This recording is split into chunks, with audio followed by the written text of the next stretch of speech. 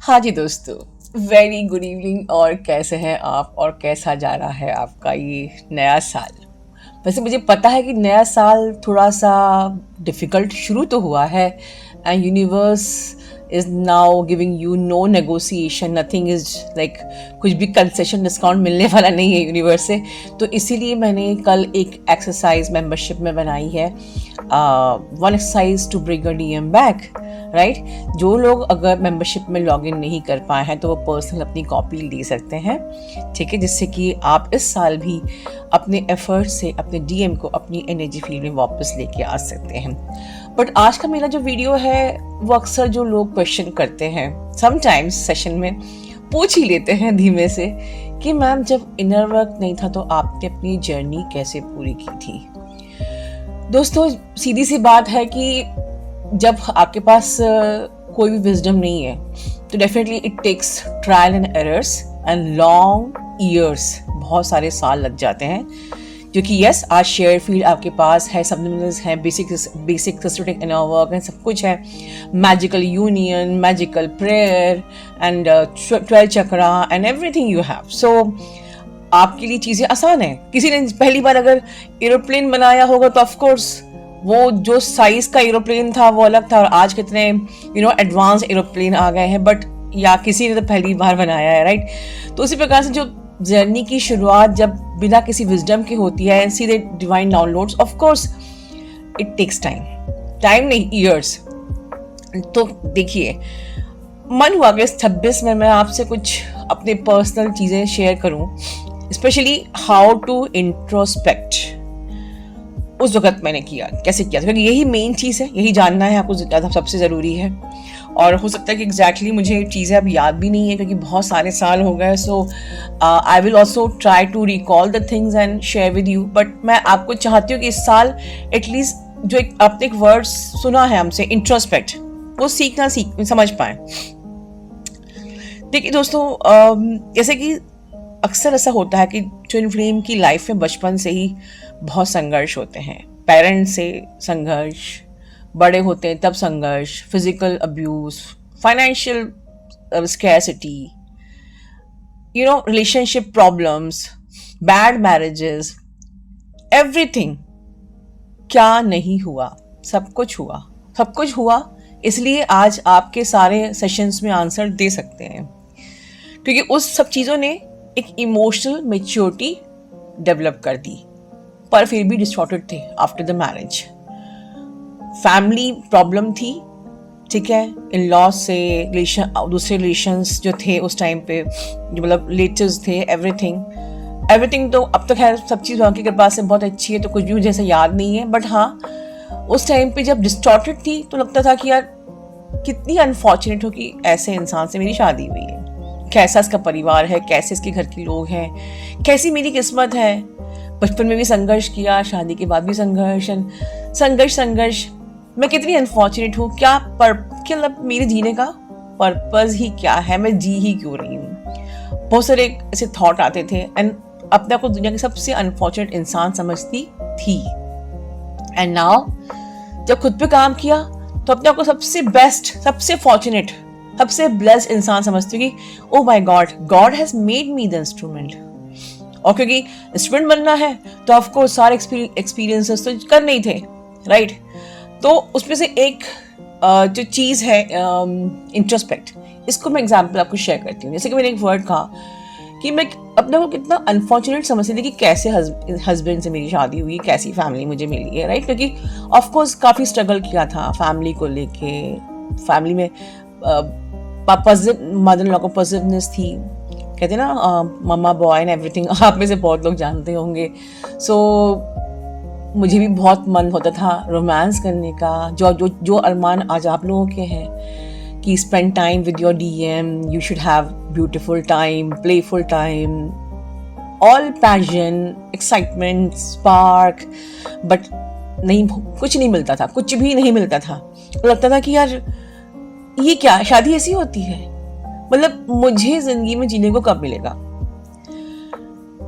But so चीज़ें जैसे भी बड़ी मुश्किल से चीज़ें कटी, बहुत बहुत साल लग गए, क्योंकि पता ही नहीं था कि हम एक जर्नी पे हैं, पता ही नहीं था कि हम ट्विन फ्लेम्स हैं।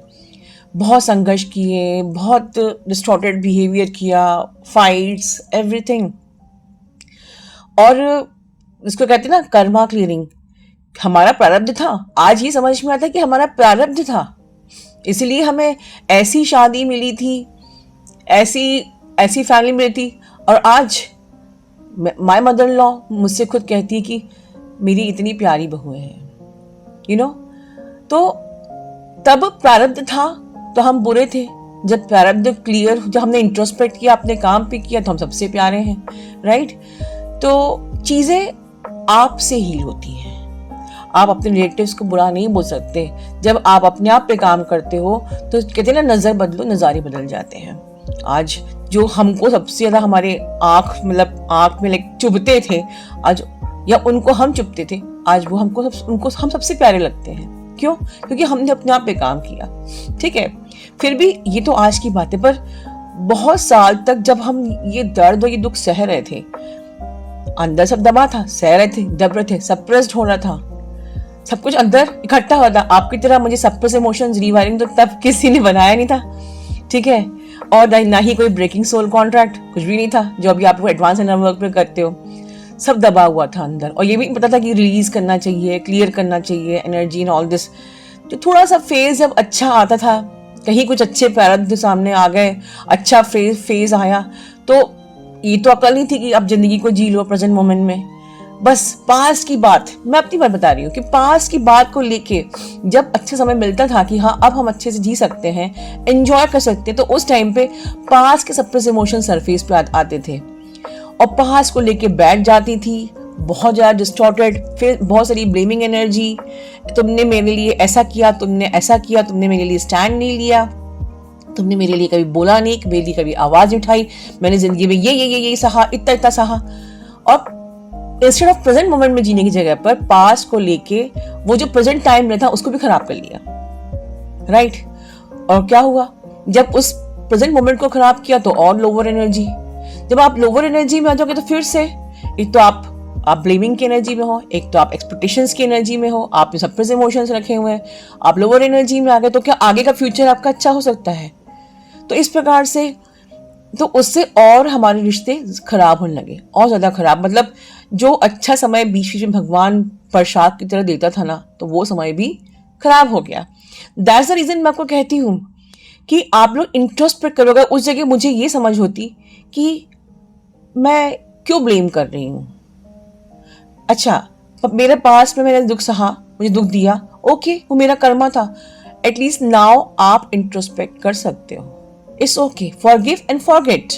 होपोनोपोनो प्रे चैनल पे इसीलिए बनाई है, सबको माफ कर दो, कोई बुरा नहीं है। आपने कांड किया था, इसीलिए वो आपके संग ऐसा हुआ है। आपने रायता फैलाया है, आप भी को समेटना है, पर हम ये समझते ही नहीं है, हम ब्लेमिंग एनर्जी में आ जाते हैं। सेकेंड चीज, ब्लेमिंग एनर्जी, जजिंग एनर्जी बिल्कुल भी नहीं होनी चाहिए। No expectations, no blaming, present moment में रहो, आज मिला है आज को जियो। तो उस टाइम पे इस प्रकार से इंट्रोस्पेक्ट करना आता होता, समझ में आता कि जो आप जो चीजें आप शेयर फील्ड में सीखते हो, जो विजडम इतनी मुश्किल से सालों ट्रायल एंड एरर्स गलतियां करते करते सीखा, ओ माय गॉड। और अब आप लोग के सामने वो चीज, वो रेसिपी पक के तैयार हुई है खाने के लिए। आपको सिर्फ खाना है, सिर्फ उसको एब्जॉर्ब करना है और खाना है। बट मैं अपने हाथ से खिला नहीं सकती आपको खुद ही खाना पड़ेगा। इस पे कोई मैजिक नहीं हो सकता कि हाँ भगवान ने आपके लिए इतना मैजिक किया कि हाँ शेयर फील्ड आपके सामने आ गया है। अब जो भी मेरे एक्सपीरियंसेस थे उसके हिसाब से जो भी विजडम थी वो आपको मिल गई है, बट उसको अपने हाथ से तो आपको खाना पड़ेगा। कोई भी चमत्कार ऐसा नहीं हो पाएगा कि आगे भगवान जी कोई ऐसी भी AI टेक्निक लेके आने वाले कि वो आपके अंदर अपने आप घुस जाए, बिल्कुल नहीं। अगर घुसेगा तो वैसे घुसेगा जैसे मेरे साथ हुआ है कि बहुत टाइम लगेगा समझने में। सो जिन्होंने शेयर फील्ड लिया, एटलीस्ट आप लोग उसको बार बार सुनिए। एक बार सुन के लगेगा हाँ भाई मैं तो जान गई, हो गया। नो, हमारे पास जन्मों के कर्म और बिलीफ सिस्टम और हैबिट्स इतनी ज्यादा हमारी खराब है कि सुनने के बाद भी हम जज करते हैं, सुनने के बाद भी हम ब्लॉगर एनर्जी में चले जाते हैं, पैनिक, एंगर, गुस्सा, शिकायत, एवरीथिंग। तो वो एक ऐसी गीता है, जैसे आप गीता को सुनते हो, गीता को पढ़ने के बाद भी लोग फिर से माया में आ जाते हैं। राइट। गीता को सब कितनों ने पढ़ा होगा, सब कुछ हम लोग श्लोक सुने हैं, भागवत सुनी है, फिर भी हम माया में आ सकते हैं। तो फिर शेयर फील क्या है? आपको बार बार सुननी पड़ेगी, बार बार, ताकि आप अपनी जो ये इतनी हैबिट है 30 जन्मों की, सालों की, राइट, तो उसमें ना आओ। तो हम ही तो समझिए मेरे इस एग्जाम्पल से कि कुछ कुछ आपसे रेजोनेट करता हो कि आप प्रेजेंट मोमेंट में जब भगवान आपको वो अच्छा टाइम देता है तो हम उस टाइम को भी खराब कर देते हैं अपनी लोअर एनर्जी से, जज करके, एक्सपेक्टेशन करके, फाइट करके, लड़ाइयाँ करके, ठीक है। और हमको लगता है सामने वाला ही गलत है, हम भी सही है, मैंने बड़ा दुख सहा, अपने आप को हम इतनी सिंपैथी देते हैं, भगवान मेरी तो किस्मत ही खराब है, ऐसे नहीं, और मैं बेचारी हूँ और बाकी सब बुरे हैं। आप, दिक्कत ये है कि यहाँ पर हम लोग खुद को ही बेचारा समझते हैं और सामने वाले को गलत समझते हैं। बस ये जर्नी को फ्लिप कर लीजिए। आप सब लोग, जितने भी लोग हैं जो कि आपके एनर्जी फील्ड में, आपके कलेक्टिव में हैं, वो सब डिवाइन इंस्ट्रूमेंट्स हैं जो आपको स्ट्रॉन्ग, पावरफुल बनाने के लिए आए हैं, आपको माइंड के एनर्जी से बाहर लाने के लिए आए हैं, आपको आपके एक अवेकन वर्जन में लेके आने के लिए आए हैं, राइट। आपको अपना बेस्ट बनना है। And they all karmics either वो आपके एनर्जी फील्ड से चले जाएंगे या वो सोलमेट में टर्न हो जाएंगे। It's all God strategy. कोई भी बुरा नहीं होता है, नो वन इज बैड। वो सब आपके सोल कॉन्ट्रैक्ट के अनुसार आपकी लाइफ में आपको लेसन लर्निंग कराने के लिए, आपको बेस्ट बनाने के लिए आए हैं। एंड अपना को सिंपैथी मत दीजिए। सबसे बड़ी बात, हम सबसे बड़ी गलती करते हैं डीएस, अपने को हम बहुत बेचारी बना लेते हैं। आप बेचारी नहीं हो, आप शक्ति हो। आपको खुद पे दया नहीं करनी है, भगवान मुझ पे दया कर, भगवान आपको बहुत दया नहीं, भगवान की दया नहीं, भगवान का प्यार चाहिए और वो आपको बहुत प्यार करता है। And that's the reason God is supporting you कि आपको टफ बनना है, शक्ति बनना है, दुर्गा बनना है, काली बनना है, आपको अपना बेस्ट फॉर्म में आना है एंड अपनी संपूर्णता में आके देखिए।